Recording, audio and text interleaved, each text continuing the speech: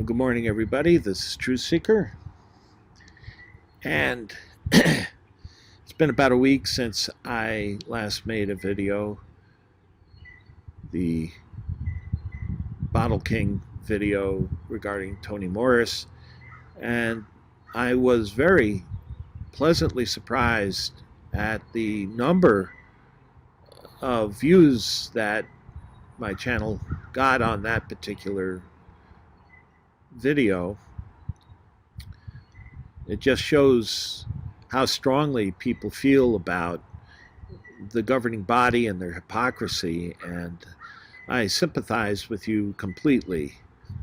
And as a result of that, I mentioned something at the end of my video recommending that individuals contact their congressman. I've done so twice in the past, and I believe it's warranted. I believe it's something that should be done, and we all have the right to do so. If we live in the United States of America, where we are the government, we the people, and we have representatives that we elect, and these representatives are our spokesmen for the issues that we feel are important. If you don't believe that you as an individual can be effective in making change and changing, the David and Goliath scenario, that they're just too big, what can I do against them? Well, a lot of voices together can have a tremendous effect. A very good example of that happens to be right in the area that the Watchtower located to. It's called Sterling Forest State Park. Now, Sterling Forest State Park has a very interesting history, and it just so happens that the Watchtower actually bought up pretty much all of the property that was available in the area. Those properties were all being incorporated into the state park, and so Watchtower actually became very fortunate that there was any property left for them to buy. But unfortunately, they did have enough, and they bought up whatever available properties there were. So it just unfortunately worked out that way, and now they're headquartered there, and they're not moving. But the Sterling Forest State Park is an interesting. It's 20,000 acres of undeveloped land that was owned by the Sterling Corporation. Initially, this area was historically iron mining before iron became, Minnesota. Minnesota is known for being the heartland for the iron industry in this country. But before Minnesota, there was North Jersey, and there are old kilns, old furnaces all over the North Jersey area. The mountain behind me was all deforested, all of this area.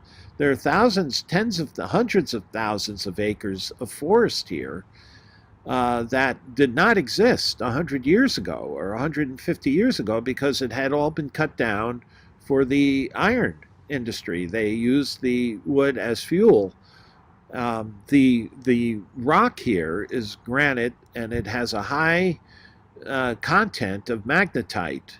And magnetite is a rock that is 80% iron. In fact, a magnet, you can get a piece of magnetite, and a magnet will attract to it. It's like a rock iron. And so this area was originally developed by the Sterling Corporation back in the 1700s for iron mining, and then it opened up to other corporate development. And back in the 1950s, the area began to develop with corporations like International Paper, which now They have a large research facility, which now is the Tuxedo Bethel that Watchtower bought. International Nickel, which Watchtower bought. That is now the world headquarters location. That was International Nickel. IBM is still located here, and Union Carbide owned a facility where they had a research nuclear reactor on their property. It was a 5 megawatt nuclear reactor that is now closed, and the property has been donated to Sterling Forest State Park.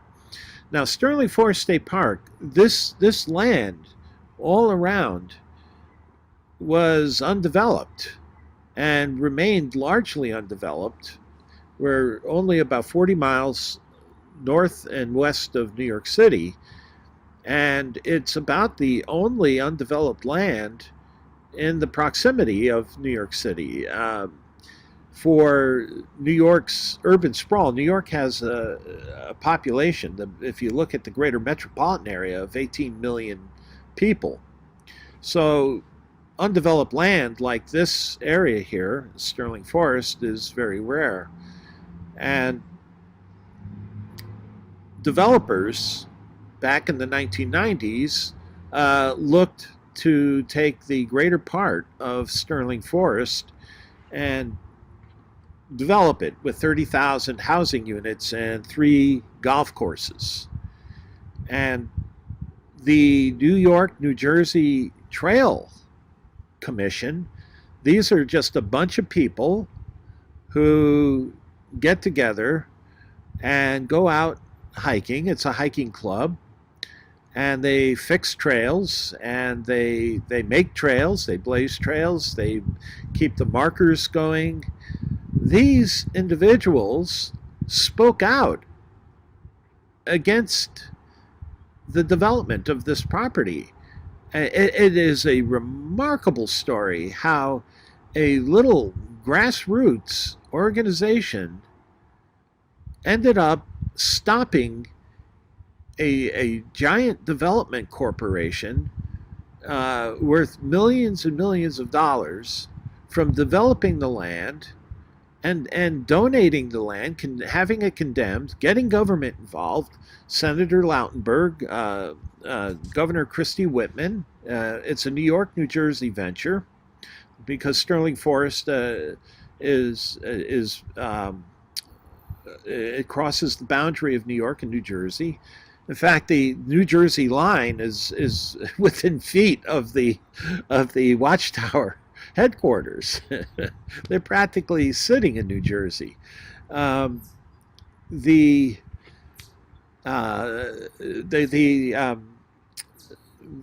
Pataki and Senator Lautenberg, the federal government, started getting involved, and this grassroots welling of opposition to land development led to government involvement and the condemnation of the land. The land was condemned and then incorporated into a state park in 1998. And it became Sterling Forest State Park with, and it's largely in New York State. And the visitor center, which is a beautiful visitor center, is named the Senator Lautenberg Visitor Center, a New Jersey senator who is named on a New York State visitor center located in New York State. It's really an amazing story, and don't go to Wikipedia to look at it. You do not get the full breadth of the idea that how this Sterling Forest had really started with the New York, New Jersey Trail Conference and this grassroots opposition to the development. It really was an amazing story. And it involves the Palisades Interstate Park Commission, who now administers this. It's a commission that is a New York, New Jersey joint commission that manages parks, parklands in both New York and in New Jersey.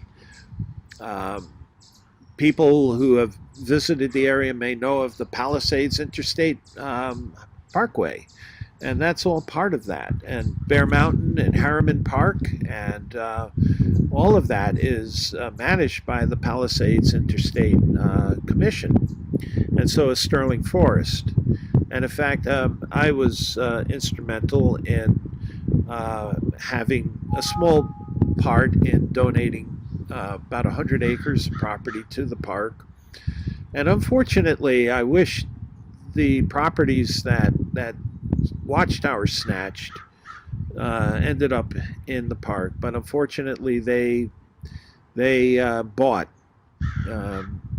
the property that International Nickel had, and when International Nickel went out of business, actually a evangelical college came into the facility, and they ran a evangelical college there for a while called King's College. And so they named the street, the entrance into the college, King's Drive. So if anybody wonders how the name King's Drive came to that little road that enters into the Watchtower headquarters, it has nothing to do with the kingdom or Jehovah's Witnesses at all. It has something to do and everything to do with evangelical Christian college called King's College. And so that's how that road came to be. It has nothing to do with Jehovah's Witnesses. But just telling the story because you and I can make a difference. And you guys and your response and your support, your positive response to my video motivated me again to contact my congressman. And this time, instead of sending an email and hoping for a response, I called them up. And I spoke with the staffer, and they have a local office only a couple of miles from my house. They're actually between my house and Watchtower. And so they're about as far away from Watchtower as they are from me. And I was able to set up an appointment for Thursday, April 25th, to speak with someone on Congressman Gottenheimer's staff. He's my local congressman. And hopefully I'm able to capture their interest. And I think if enough people did that sort of thing, we as American citizens have that right. Even if you didn't vote, I know how hard it is to get over a mindset. It took me. I haven't met with the Bible students since 2004, and I've only voted twice. But just telling the story because you and I can make a difference. And you guys and your response and your support, your positive response to my video motivated me again to contact my congressman. And this time, instead of sending an email and hoping for a response, I called them up. And I spoke with the staffer, and they have a local office only a couple of miles from my house. They're actually between my house and Watchtower. And so they're about as far away from Watchtower as they are from me. And I was able to set up an appointment for Thursday, April 25th, to speak with someone on Congressman Gottenheimer's staff. He's my local congressman. And hopefully I'm able to capture their interest. And I think if enough people did that sort of thing, we as American citizens have that right. Even if you didn't vote, even if you didn't vote, I know how hard it is to get over a mindset. It took me. Um, I haven't met with the Bible students since 2004, and I've only voted twice in my whole life, and this was the last two elections, the last two Novembers. So I voted in the presidential election, and I voted last November for. Uh, we were electing a governor here in New Jersey. So I'm new to it, and it's because of this mental frame of mind that I got used to the idea of not being involved, because that was pounded in me, pounded in me, pounded in me that it was wrong for us to get involved because God had everything in hand, and that He was the one that was in charge, and that Satan was the one that ruled or was the force behind all other governments. And so it sticks with you. Change doesn't happen right away. And but now I want to get involved, and I'm trying to take advantage of it to the best of my ability and within my rights as an American citizen. And I think if anybody else, feels strongly about Watchtower, they have that perfect right to go talk to their congressman or somebody in their staff and raise your concerns over the Watchtower. And this is not just a local issue. It is a local issue, but it also is a national issue because they are spread all across the country, and they're all across the world. They're a global concern, and they're sending individuals. Their policies protect individuals that are a threat to society, and it's quite clear that that's the case. I mean, the Australian Royal Commission issued a report, and I downloaded that report, that talked about all of the deficiencies and changes that need to be made. They saw through the lies of Watchtower, and they didn't buy it when they questioned Watchtower representatives, including Jeffrey Jackson. Yes, thank you for reminding me who it was. I forgot the name. It slipped my mind in my last video. But he lied, and they're not against lying. And so it's your right. It's your right to take action. Even if you didn't vote, it's your right. You're an American citizen. So that was one thing. And there was another thing. You may all remember when in the Louis Lopez case, against what's his name, Campos, Gonzalo Campos, this letter that was issued by Garrett Loesch when he was subpoenaed to testify in court in San Diego, Superior Court, California Court in San Diego, for the case as representative of the Watchtower, who was being sued by Louis Lopez for not protecting him and overlooking this Campos fellow who was a known pedophile and protecting him. And they're still protecting him. He moved, I understand, back to Mexico, and he hasn't been turned over to the authorities yet. But everybody remembers this affidavit because it was jaw-dropping, because he defied the court. Garrett Loesch defied the court by saying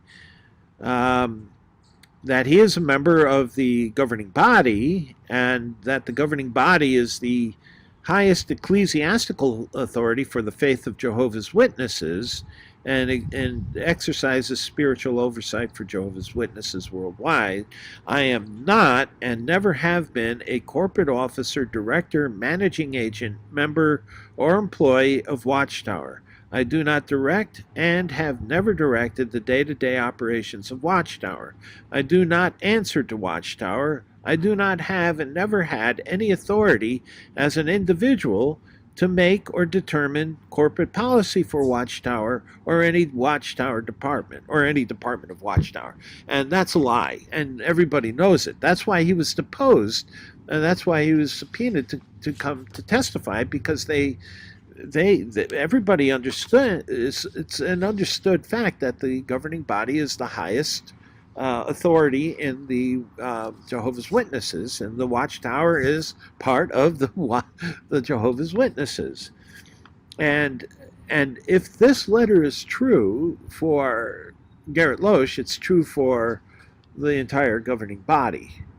That he is not just speaking for himself here, he's speaking for the relationship that every one of the governing body has. Well, everybody knows that this was a ploy to avoid his coming to testify, and the judge saw through it and issued a contempt of court and fined them $2,000 a day for each day that they didn't respond. And that went on for a couple of years. I believe they finally settled that case, and I think that the $2,000 a day fine has been stopped. I believe it has. I haven't checked up on it lately, but it ended up tallying in the millions. And the Watchtower Society challenged and opposed the payment of this fine, and they lost. I believe they took it to the Supreme Court of California, where they appealed this this fine, this $2,000 a day fine, and they lost that appeal. So Watchtower is paying quite a high price for their lies, but not enough. And now this letter is important because I think they were taking a chance on this. Now, if you look at the IRS rules on tax exemption, I think it's 503C or 501C3 regulations, it's explicit as to how a tax exempt organization is to be structured.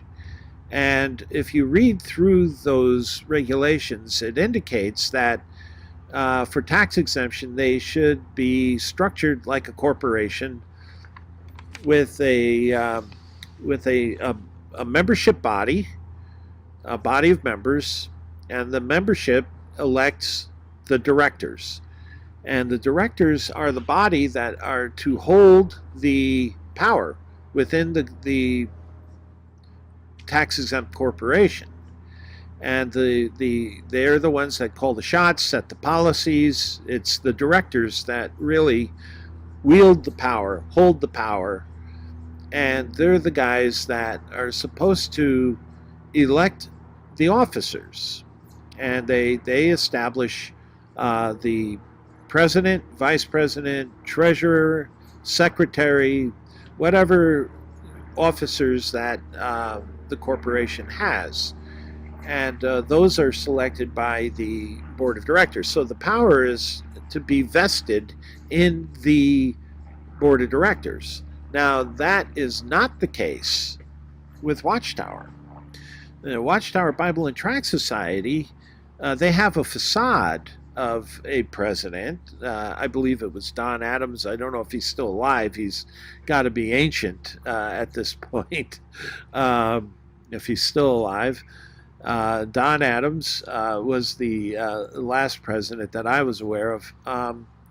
And they have a number of individuals that represent the directors and so on. But everybody knows that these individuals are token. They're basically they're not the guys that are really calling the shots for Watchtower. That it is the governing body Yet the governing body is not connected to the Watchtower. So there's this dichotomy and this inconsistency, and it doesn't align with the IRS rules for how a tax exempt organization is to be run. If you look at the rules, there are no other options. They don't give you options to set up your tax-free exempt corporation. They give you the structure it's supposed to have. But the real power behind Watchtower is not the board of directors. It's not the president. It used to be the president, but it's not the president. It is the board. It is this group of governing body members, Garrett Lotion and Company. Now, the rules under the 503c or 501c3, I think it is. You can look it up. Just look up IRS tax exempt, and you can get directed right to the regulations themselves. Now, they indicate in that donations that are made to tax exempt organizations are nobody's to profit from them. That money is donated for a certain designated purpose, and that it should go to that purpose, that charitable purpose. Now, this they indicate that even the founder of the tax exempt charity or organization is not to benefit monetarily from this, nor any private person. And in relationship to the Watchtower, this letter clearly indicates that the governing body are private individuals in their relationship to the Watchtower Bible and Tract Society. So there's no connection. And that begs the question then, who are paying the expenses for these individuals?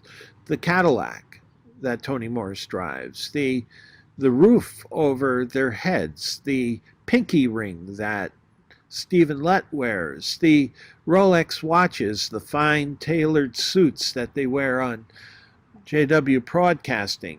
Who is funding their meals and their travel around the world to exotic locations where they give talks about, like Tony Morris down in the Caribbean, where he talks about the traditional street corner party where they drink, I guess it's some kind of a rum drink.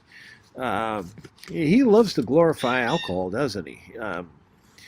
He's got, I think there's more than one bit of evidence that he's got a bit of an alcohol problem there. But that is just conjecture. It's not definitively known.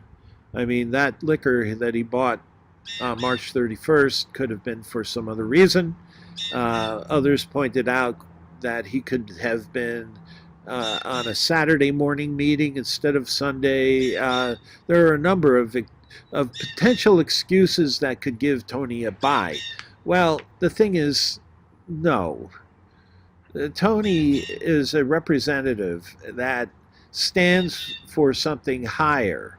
He tells people how to live and a very strict moral code. And he is not above that. He is to be an example. And as an example, he is to lead as a standard, a life that is sacrificial. That means he has to sacrifice those things that would be okay for others to do, because he's really an example for setting an example for how people should live, at least from his moral perspective. And he is going to be one of the 144,000 that rules the world forever with Christ. So, it's just pathetic. So, where is this going to? Well, it it's clear that people aren't supposed to be benefiting from this charity. And it's very interesting. People may think that, oh, well, I'm actually donating to the Jehovah's Witnesses, the worldwide congregation of Jehovah's Witnesses. Well, there is on jw.org, there is a video that I downloaded that talks about how to make donations, explicitly how to make electronic donations. And in this example, they give the charitable organization as the Watchtower Bible and Tract Society of New York. So it's clear that the charitable organization is the Watchtower Bible and Tract Society, the same Watchtower Bible and Tract Society that the governing body has no connection to. No connection to. They're just the spiritual voice of Watchtower.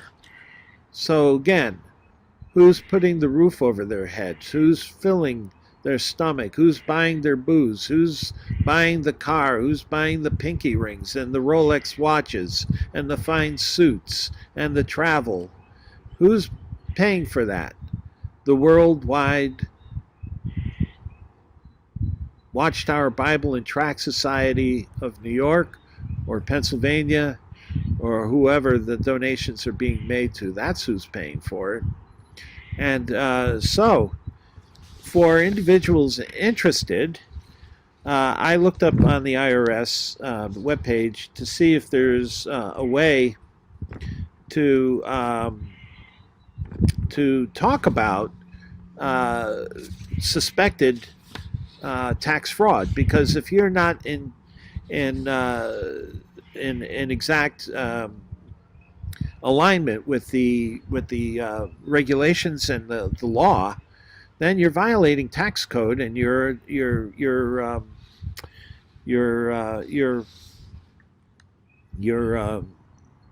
basically committing tax fraud.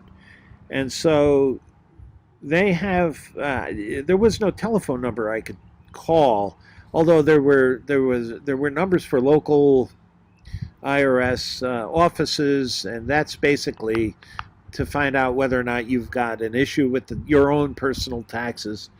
But they did have a segment there for people who, if you have a complaint about somebody or a business that you think may be committing tax fraud, they have a form. You send it in. You can write a letter that explains exactly what you're concerned with, why you think that they may be committing tax fraud, and it's anonymous, so you don't have to reveal your own information. It's kept anonymous. And if you file these, if enough of us file these forms, the IRS might take notice and investigate the Watchtower for its maybe improprieties in dealing with the tax exempt rules. Now, for tax exempt corporations, are they audited? No, they're not audited. Once a church, once a tax-exempt charity is established, the IRS will not audit them unless by an act of Congress or by a number of complaints. Now, if there are enough complaints sent in, they will be investigated, but they will not be audited, and they have not been audited. Having had this tax-exempt status for years and years, the Watchtower has never been audited by the IRS. The IRS has never paid any attention to them. And so I think this is something. This is an avenue, an area that people. I'm not a lawyer. I can't say whether or not I'm right or wrong. But I think that there's good reason to believe, given the information that we know, knowing what the tax code says about exempt organizations, I think that there's good reason to believe that Watchtower is not aligned with the tax code, and I think that filing, there's no harm in filing one of these for the Watchtower. Um, because they warrant it. You know, they're giving information to people, telling who to donate to, which is the Watchtower Bible and Tract Society, or the Watchtower owned branch offices, and the governing body in their charter claims second. This basically, this letter to the court that Garrett Loesch sent was pulled out of the Watchtower Charter. If you look at you can get the Watchtower Charter from the 2003. It's a 2003 charter you can get from Barbara Anderson's Watchtower documents. I doubt that if there's been an update to their charter that it changed any. That it's probably basically the same. Otherwise, you wouldn't get a letter like this from dated 2014 that says that they're not connected to the Watchtower. So their charter probably still is the same. I couldn't find anything about their bylaws. Now, I haven't, I'm not enough of a research. I don't have enough time for the research to look for bylaws. I'm not sure that they've got bylaws. But I have seen their charter, and their charter is set up like bylaws are set up. So it could be that the Watchtower only has a charter. And again, thank you so much for the overwhelming response for my channel last week. It really is encouraging that so many individuals felt the way they did. You are right to be angry because of the hypocrisy and the arrogance of the Watchtower's leaders. They really are arrogant. They fly it and they wave it in your face, and they ruin your families at the same time by shunning. And now they're going after the individuals who are leaking information out of Watchtower by going after people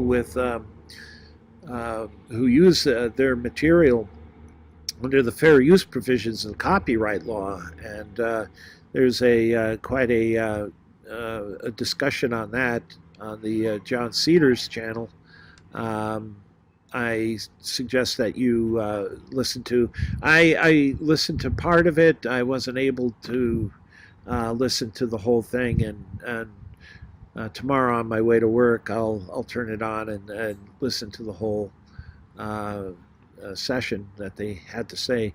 In that, they did have a legal counsel that on copyright law that they had on their In Focus program who spoke, and I'm interested in hearing what he had to say. I deal with a lot of lawyers in my job. There's one other thing. I was contacted yesterday by a young man who had been a Bible student. I can't tell you how thrilled I am that I was contacted. I really am doing this for the next generation. I gotta, you have to have tough skin if you do this kind of thing. And one of the comments I got last week on the Tony Morris video really lashed out at me. I just looked like his comment was blah, blah, blah, balding old man who wants to hear anything you have to say. Well, good. You don't have to listen to me if you don't want. Just because I'm older doesn't necessarily mean that I'm out of my mind either, and have nothing to offer. In fact, I think after a number of years of experience, I wasn't exactly the model Bible student kid, and I was somewhat the black sheep, so I know both sides of the street. Trying my hardest to be the best Bible student I could be. At the same time, I also know what it's like to be the black sheep. One of my family members, so I'm in trouble here, I think. Somebody's made a mad face at me, so I better get this done with. So anyway, it's been a thrill to hear from this individual, and I hope to remain in contact and talk more about it. I just wish there were more younger Bible students who could see through the facade of all of this. And I think understanding an objective history of Russell is enough. I mean to see through the whole thing, that he was just this man. He wasn't this. He wasn't this. Character that God put here on earth. He wasn't a messenger, a Laodicean messenger, or a wise or faithful servant, or the man with the inkhorn and all that other stuff that the Bible students gush over him. He was just a flawed, very, very, very flawed man. And you can find a lot about him individually. Just do your own research on ancestry, and you can get an awful lot of information. So anyway, this has gotten to be a long video, and I just want to say thank you again to everybody, and until next time, I wish you well.